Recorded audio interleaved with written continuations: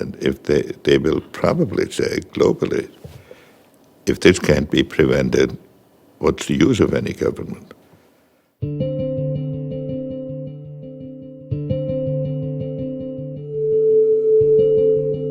Well, first I should say that the call to eliminate nuclear weapons is not new. It has been stated many times by many people. Today, every inhabitant of this planet must contemplate the day when this planet may no longer be habitable. Every man, woman, and child lives under a nuclear sword of Damocles, hanging by the slenderest of threads, capable of being cut at any moment by accident or miscalculation or by madness. The weapons of war must be abolished before they abolish us.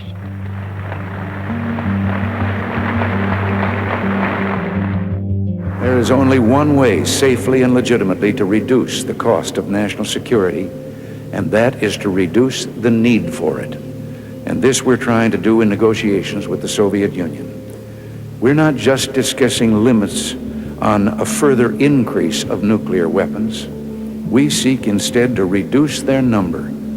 We seek the total elimination one day of nuclear weapons from the face of the earth.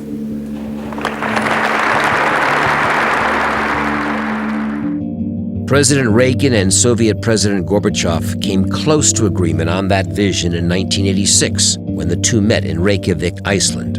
But disagreements over missile defense proved a stumbling block. Out of it all came this notion that we would try to eliminate ballistic missiles, eliminate nuclear weapons, but all contingent on confining strategic defense to the laboratory. And I remember Gorbachev said to the president, "Mr. President, if we agree to eliminate ballistic missiles, why do you need a defense against them?" And President Reagan said, "We'll share our technology with you." And Gorbachev said, "Mr. President, you won't even sell milk technology to us." And things sort of ended on that sort of a note. But the idea of eliminating ballistic missiles and the idea of eliminating nuclear weapons had been discussed seriously. And both the leader of the Soviet Union and the leader of the United States had said they agreed with that idea. I believe that Reykjavik was the real pinnacle of international politics. That is to say, from the high ground, we saw the prospects of a future world, and we both believed that a world of the future could prosper only if it's a world without nuclear weapons. We know from historical record that both presidents were serious about eliminating weapons, but that was a controversial idea ahead of its time. I went to Brussels to brief our allies and then back to Washington. And one of the first things that happened was Margaret Thatcher came to Washington, and she invited me over to the British ambassador's residence, and she took me to the woodshed. And going along with the president on the idea of getting rid of nuclear weapons, are you out of your mind? And then she went up to Camp David, and I'm sure she had sort of gotten it out of her system a little bit with me. I'm an easier target. But she gave President Reagan a dose of the same.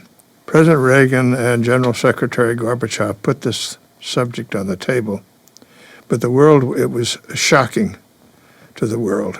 The Reykjavik summit did lead to landmark nuclear arms reduction treaties, but President Reagan and President Gorbachev's vision was not realized. 2 decades later, at a conference at the conservative Hoover Institution, the idea of a new and different initiative was born, one that could deal with the new challenges facing our world. In our meetings at Stanford a few years ago, on the anniversary of the Reykjavik summit, we came to believe then that the idea of eliminating nuclear weapons had finally come. We were convinced, all of us, that we could not keep asking other societies to restrain their participation in the nuclear field if we were not prepared to accept limits to our activities. So we began to look at steps that we could take to show America's commitment. What is perhaps new about this initiative is that the four people whose names were attached to that are all what you might call Cold Warriors, the people who had prominent positions during the Cold War in building up the nuclear weapons of the United States. All of us had been identified throughout our lives with being committed to national defense. And we remain committed to national defense. We've set out to create something that's not partisan at all, that is a subject of central importance for the United States and for mankind generally.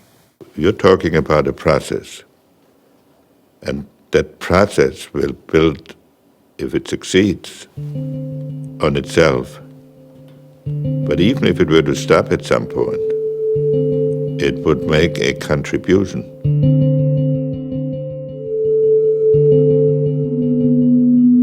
The process involves a series of steps leading toward the goal of a world free of nuclear weapons. The steps include securing all nuclear weapons to the highest standards, discarding Cold War practices to decrease the danger of accidental or unauthorized launch, reducing substantially nuclear forces, eliminating short-range battlefield nuclear weapons, halting the production of plutonium and highly enriched uranium for nuclear weapons globally. They would also include adopting a process for bringing the Comprehensive Test Ban Treaty into effect, strengthening verification and enforcement capabilities, and redoubling efforts to resolve regional conflicts. Because the path will be long and difficult, the United States must have nuclear weapons as long as any other nation or group possesses them. But the process must start now, and others must join the effort. If the United States leads and recommits itself to this vision, it is more likely other nations will join in taking the urgent actions we need to prevent nuclear terrorism and the further spread of nuclear weapons and materials around the globe. Each step is doable. Each reduces nuclear threats.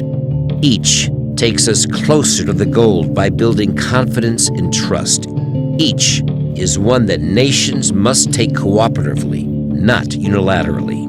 Each helps build to a world that our children and grandchildren can live in, free of the fear of nuclear annihilation. Well, there are a few steps that are relatively easy to take that have a pretty big payoff. One of them, for example, would be simply reducing the alert status of the nuclear weapons in the present nuclear powers. We still have thousands of weapons that are on quick launch that can be launched very rapidly, and we still have a fear, particularly on the Russian side, that they could be overwhelmed with a first strike. I described earlier when an American general in charge of our launching our missiles thought that we were under attack. He made the right decision that it was a false alarm, but he had only 15 minutes to make that decision.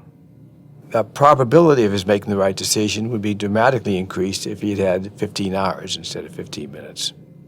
Now, most people would assume that cannot be, the Cold War is over. Are we still in this posture? The answer is we are. The number of weapons on quick launch on both sides is something to me that is absolutely ridiculous, bordering on insanity. If we're not going to use them at the very beginning of any kind of confrontation, and we don't fear the other side can use them at the very beginning, then we're going to have less of a hair trigger. And if we have, let's say, 4 or 5 minutes warning now, we ought to double it. And once we get to 10 minutes, we ought to go to 20, and then to 40, and then to 60, and then to hours, and then days, and nuclear weapons become less relevant. It's awfully hard to cooperate in a true sense of the word and to be partners in a true sense of the word. It's hard to do that when you're still pointing